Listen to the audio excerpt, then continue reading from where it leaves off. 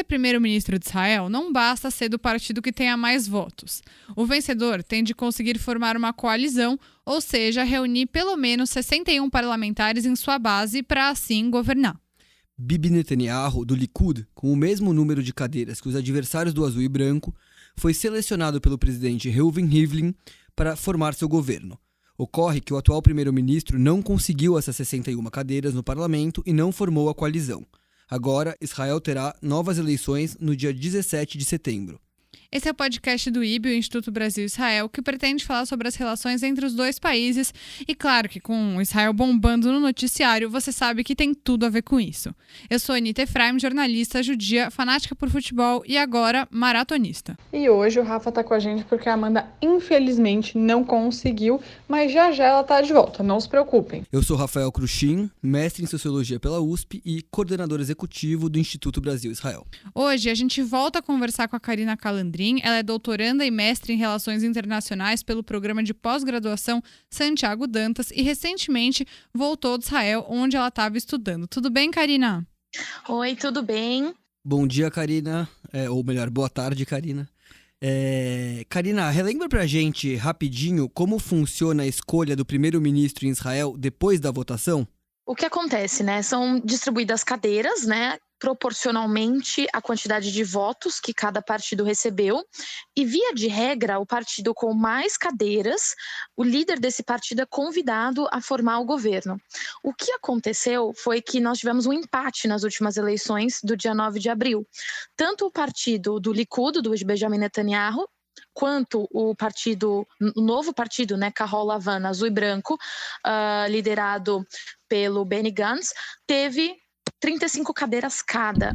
Nesse caso, né, o presidente de Israel convocou todos os partidos que tiveram cadeiras, né, conseguiram pelo menos uma cadeira na Knesset, para votar quem teria prioridade em tentar formar o governo. Nessa votação, o Likud, né, o Bibi, teve prioridade nessa formação do governo. E por que o Bibi não conseguiu formar a coalizão? Foi um grande embate entre o partido Israel Beiteinu e os partidos da direita religiosa, principalmente os partidos ortodoxos e ultra-ortodoxos judaicos. Muito parecido com o motivo pelo qual o governo foi dissolvido no ano passado.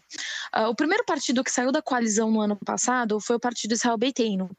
Com a justificativa, né, além das acusações de corrupção do Benjamin Netanyahu, que começaram a ganhar força, né, tanto na lei quanto na mídia israelense, teve a questão interna de Israel sobre a igualdade de fardo, né? Que todos os cidadãos israelenses devam cumprir o serviço militar obrigatório. Em Israel, atualmente, os considerados ultra-ortodoxos, Haredim, não são obrigados a realizar o serviço militar obrigatório de 3 anos para homens e 2 anos para as mulheres. Essa é uma disputa interna muito forte em Israel. E o partido Israel Beiteinu sempre foi favorável que eles, sim, tivessem que cumprir o serviço obrigatório como todos os outros cidadãos judeus de Israel. A questão é que os partidos ortodoxos da direita religiosa são contra. E aí ficou um embate. Atualmente, o partido Israel Beiteinu continua com a posição a favor deles cumprirem o serviço militar e se negou a entrar na coalizão se essa questão não fosse modificada pela lei israelense. Como os partidos ortodoxos da direita são contra, ficou aquele impasse, né? Se o Bibi precisava do Israel Beiteinu e ao mesmo tempo precisava dos partidos da direita religiosa para formar o governo. E com isso acabou não conseguindo, ficou com 60 cadeiras no total e não as 61. Ele ficou em cima do muro, então, ele não quis resolver essa questão imediatamente e aí ninguém ficou feliz. Na verdade, ele deixou a posição dele bem clara, ele apoiou a direita religiosa, né? E isso é algo histórico do Likud, a gente vê isso desde do primeiro governo do Likud, em 77. Eles sempre vão junto com a direita religiosa. E o que aconteceu foi que o Israel Beiteinu se negou a fazer parte da coalizão com essa questão do jeito que está. E quem que é o representante do Israel Beiteinu que está carregando essa bandeira sobre a qual você se referiu? É o parlamentar Avigdor Lieberman. Legal. E Karina, agora foram convocadas novas eleições, né? Depois de toda essa polêmica, digamos assim. Mas por que o segundo colocado não pôde tentar formar a sua coalizão? O que aconteceu? Porque antes mesmo, né, de terem pensado nisso, do presidente de Israel ter chamado o Benny Gantz para tentar formar um governo, já foi lançada uma moção de dissolução da Knesset, isso no parlamento. Então, quando apresentam essa moção de dissolução, ela foi votada e aprovada, e aí a Knesset é dissolvida, e aí novas eleições têm que ser convocadas. Mais ou menos o que aconteceu no final do ano passado. A diferença é que nós acabamos de ter eleições, né? Então, vai ser um processo eleitoral todo, novamente, em um período de menos de 6 meses. E essa moção vem da onde? Quem que apresenta essa moção? Um parlamentar, né? Então, um parlamentar apresenta a moção e ela é votada pelos membros da Knesset. Então, foi apresentada logo no dia seguinte, né? Do prazo que o Bibi tinha, né? Então, logo no dia seguinte foi apresentada, como eu disse antes, mesmo que o presidente de Israel pudesse convocar outro partido para tentar formar, e aí com isso foi votada e aprovada. Então dissolveu a Knesset, é como se essa Knesset que foi eleita no dia 9 de abril não existisse, e agora novas eleições têm que ser convocadas, e foram, né, para a formação de uma nova Knesset. E Karina, quais os reflexos dessa virada de mesa para as próximas eleições israelenses? Como que a sociedade respondeu a isso? Porque uma eleição é um processo complexo, né? Demanda aí dinheiro, tempo, todo um esforço. E a gente vê em todo mundo que quando você tem um processo de eleição, a política em si acaba ficando um pouco de lado para esse processo de votação e campanha. Como que está em Israel essa situação? Exatamente, né? O que acontece é que o país fica, entre aspas, parado, porque nenhuma decisão importante é tomada nesse período, ainda mais com a Knesset, uma Knesset provisória governando, então nada que é muito importante, nenhuma pauta importante é votada nesse período, e o país fica em suspenso, né? Então é um período já longo, a gente já acompanha esse processo desde dezembro do ano passado, e agora vai perdurar até pelo menos novembro desse ano. Então é como se fosse um ano desse governo em suspenso, né? Mas essa tentativa de formação de uma coalizão foi um grande golpe para o Bibi, né? Porque vem desde 2009, 10 anos no poder, sem dificuldades de formar governo até então, e agora vem esse baque, né? Nessas próximas eleições, provavelmente alguns partidos vão se reorganizar, talvez novos partidos surjam, como tivemos nessa última eleição, ou associações de partidos. Como a eleição foi um grande golpe para a esquerda, talvez a esquerda se reorganize nesse processo, e vamos esperar para ver quem vai liderar, né? Se o Likud vai continuar tendo muitos votos. O próprio Azul e Branco, né, o Kahol Lavan, teve muitos votos, conseguiu empatar com o Likud, talvez ganhe força para essa nova eleição, e é um cenário muito difícil de se prever, mas o que sabemos é que o Likud levou um golpe muito forte.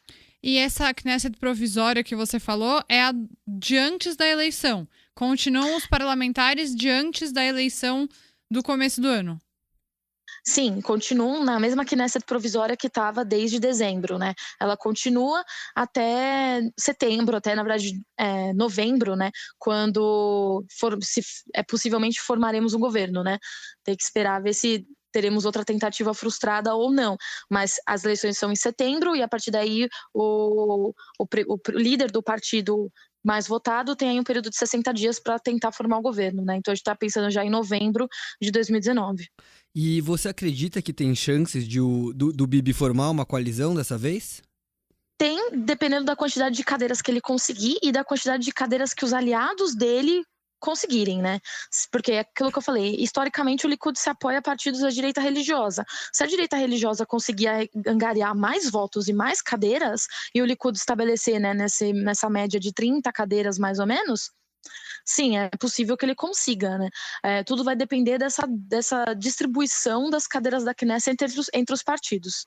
Mas provavelmente o Lieberman não vai participar da coalizão do Netanyahu se não houver mudança nessa demanda que ele havia feito em relação ao alistamento dos ortodoxos e ultra-ortodoxos no exército. Isso verifica? Sim, com certeza.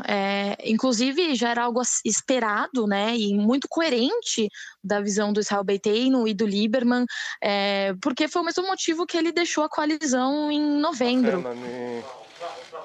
כאן על מנת להודיע על התפטרותי מתפקיד שר הביטחון של מדינת ישראל. השאלה הנשאלת למה דווקא עכשיו? ומבחינתי מה שקרה אתמול, הפסקת אש אתמול, בשילוב עם כל התהליך ההסדרה מול חמאס, זה כניעה לטרור. Então não faria sentido agora ele entrar na coalizão sem essa questão resolvida.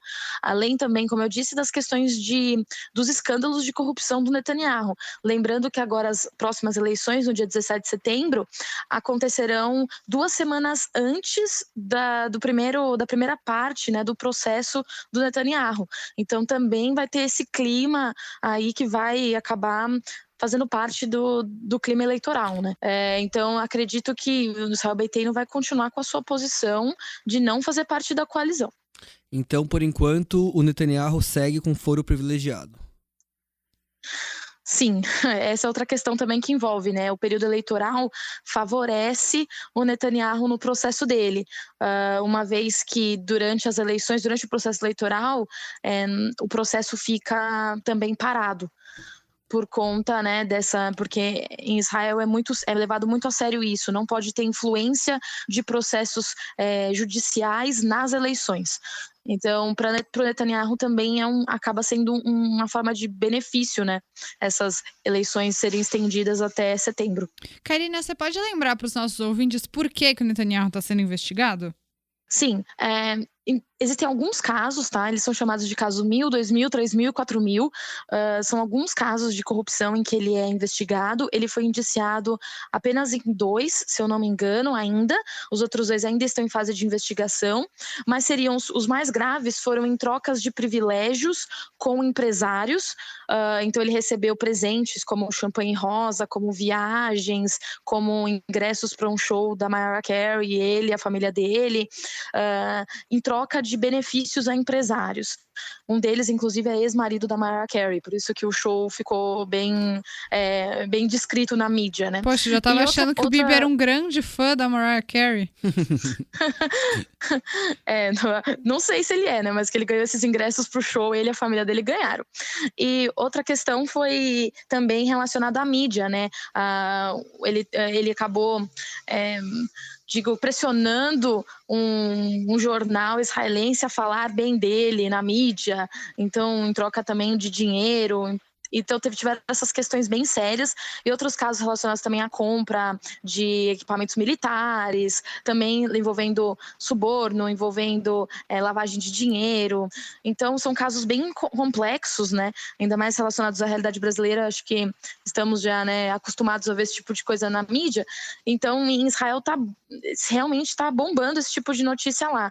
E inclusive, né, até acusaram ele no começo do ano em Israel de ter ajudado, de certa forma, na dissolução do parlamento para poder influenciar no processo jurídico dele, né? Então, no processo judicial, no processo judicial, porque, como eu disse, durante as eleições não pode ter o processo judicial fica, de certa forma, estanque também para não influenciar nas eleições. Eu queria te perguntar sobre o Lieberman, porque em Israel, para os nossos ouvintes que não sabem disso, os ortodoxos são uma minoria. Mas minoria mesmo, assim, eles não chegam perto da metade da população. Então, teoricamente, quem vota nos partidos ortodoxos de direita é uma minoria ínfima. E muita gente levanta essa bandeira que o Lieberman levanta de que os ortodoxos e ultra-ortodoxos deveriam ir para o exército. Você acha que, de alguma forma, com isso, com o Lieberman tendo se rebelado dessa forma, ele sai fortalecido desse processo de não formação de governo com o Bibi? Sim, acredito que sim. Ele sai fortalecido e sai com uma imagem bastante de coerência política, porque aquilo lá, ele não quis se vender, entre aspas, para o Bibi para formar um governo. Ele foi fiel às suas convicções políticas, convicções das quais fizeram o partido sair da coalizão em novembro do ano passado. Então, sim, ele sai com uma figura, com uma imagem muito fortalecida. Já li algumas coisas na mídia, algumas análises falando sobre isso e que talvez possa angariar mais votos para o Israel Beiteinu nas próximas eleições. E uma das coisas que o Netanyahu falou logo depois que o Lieberman se recusou a fazer parte da coalizão foi de que o Lieberman era uma pessoa de esquerda. פשוט לא יאומן. אביגדור ליברמן עכשיו הוא חלק מהשמאל. אביגדור ליברמן הוא חלק מהשמאל. ומגוש השמאל. הוא פשוט, אתה נותן לו קולות לימין, והוא לא נותן את קולו לממשלת הימין. זה מה שאנחנו רואים. Por que você acha que ele fez essa colocação? Isso pode comprometer a imagem do Lieberman? Foi uma estratégia política? Como que você vê essa questão? Tô muito intrigada que agora o Lieberman faz parte da lista atualizada de comunistas. Isso acontece, é até bem parecido com a situação que a gente vive no Brasil, né? Porque isso acontece, acaba que todo mundo que fala contra ou faz alguma crítica ou se não aceita, né, apoiar o governo e o atual governo, acaba, de certa forma, sendo de esquerda, né? Então essa crítica, inclusive durante a eleição, o Bibi falava diversas vezes que o próprio Benny Gantz e o Carola Lavand era de esquerda também. O que sabemos que não é, né? Inclusive, muitos diziam que não, que era a direita original, a direita antes da existência do Likud. Então, não, é muito difícil a gente definir os partidos israelenses num espectro só, se é direita ou esquerda. Depende de diversos fatores, como segurança, religião e questões econômico-sociais. Mas é difícil chamar o Carola Lavand de um partido de esquerda, né? Muito menos o Lieberman, né? Muito menos o Israel Beiteinu. Então, acredito que seja uma estratégia do Bibi para a própria população e para os eleitores. Olha, ele é de esquerda, ele não representa o nosso governo, então se você é de direita, vote conosco. E como a direita conseguiu mais cadeiras, né? Tiveram 65 cadeiras para partidos de direita tradicionais, né? E 55 para os outros partidos, incluindo 35 para o Carola Lavand, que não é tão esquerda assim, né? Como eu disse, não é de esquerda. E então, assim, a direita angariou muito mais votos. Foi uma derrota muito grande para a esquerda essas eleições. Então, eu acho que o Bibi tá falando essas coisas apenas para distrair os eleitores, para angariar mais votos para o lado dele e menos, né, para o Israel Beiteinu. Você acha que tem algum partido que fez parte da coalizão do Benny Gantz e que pode mudar de lado, digamos assim, e até setembro pode acabar entrando numa coalizão com o Netanyahu ou não? Acho muito difícil, porque quando foram divulgadas as cadeiras, né, quais partidos ficaram com quantas cadeiras, a gente fazia a conta ao contrário. Quais partidos definitivamente não vão se aliar ao Bibi, né? E a maior parte deles não. Então a gente tinha 55 cadeiras que não iam se aliar ao Bibi de forma alguma. 35 do Carola Lavand e as demais divididas entre o Partido Trabalhista, né, o Avodá, os partidos árabes, então tinha o Hadash, o Tal, o Ram e o Balad, e o Kulan, o Meretz, né, partidos que de fato não iam entrar na coalizão. E aí você tinha os outros que provavelmente iam entrar com Israel Beiteinu na dúvida, que foi a grande dúvida que ficou, se o Israel Beiteinu ia entrar ou não. E não entrou. E sem ele, não formou coalizão. Então, porque é exatamente isso, eram 55 e 65 cadeiras. Dentro dessas 65 do Bibi, tinham essas 5 do Israel Beiteinu que ficou na dúvida. E aí, no final, não entrou e fechou 60, não foi o número necessário. Então, acho muito difícil, nessa configuração atual, se permanecer algum partido da esquerda ou partido árabe mudar para o lado do Bibi.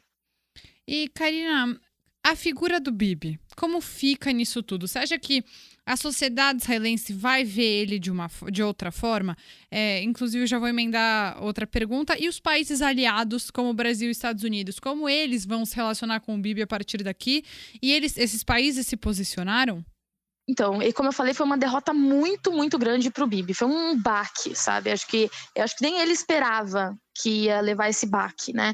Que ia ficar que não ia conseguir formar coalizão, porque ele sempre foi conhecido por ter essa imagem de conciliação, né? Então ele era conciliador, ele era articulador, né? Muito estrategista, politicamente falando, e teve um baque muito forte. A imagem dele fica deteriorada em Israel. Muitos analistas já dizem na mídia israelense que é a grande chance de tirar o Bibi, né? Aqueles que querem que o Bibi saia dizem que essa é a grande chance, que é agora ou nunca. Então tem chances, ele saiu tão debilitado que tem chances dele não conseguir ser o primeiro-ministro. Depende novamente da configuração das próximas eleições das cadeiras. No caso dos países que apoiam, é uma questão que já era trabalhada antes, né? Os governos, eles são provisórios. Então mesmo o Bibi estando aí 10 anos no poder, né, cada eleição é uma nova situação. E agora tem chance dele não ser mais o primeiro-ministro. Mesma coisa com o Bolsonaro. Um dia o Bolsonaro vai sair do governo. Mesma coisa com o Trump vai sair do governo. Então, basear a política externa, né, em governos é muito complicado, né? Porque eles são voláteis, eles mudam, né? Então, como você vai basear uma política externa em um governo específico? Seria mais prudente estabilizar em linhas da política, tornando linhas de Estado da política externa, que no Brasil isso é histórico, sempre foi assim no Brasil, agora que a gente vê mudanças, né? Então ainda não houve posicionamento sobre, pelo menos oficial, que eu saiba, de Brasil e Estados Unidos, mas para o Bibi, inclusive, ele recebeu algumas derrotas, né? Porque ele esperava que o Brasil mudasse a embaixada, o Brasil no final não mudou, então de certa forma foi uma derrota para ele, porque ele esperava angariar mais países, e países grandes, assim como o Brasil, a favor da política dele, né? Ele mesmo disse na vitória da eleição, quando saiu o resultado, que ele saiu vitorioso, que ele foi escolhido, né, para formar a coalizão, ele disse que iria anexar os assentamentos, né? Ele anexar a Cisjordânia. Então, ele precisa de apoio internacional para poder fazer isso. Só que esses apoios são voláteis. Se muda o governo agora de Israel, muda o governo do Brasil amanhã dos Estados Unidos, ele não vai ter mais esse apoio. Então, é bastante complicado essa temática. Mas que ele sai muito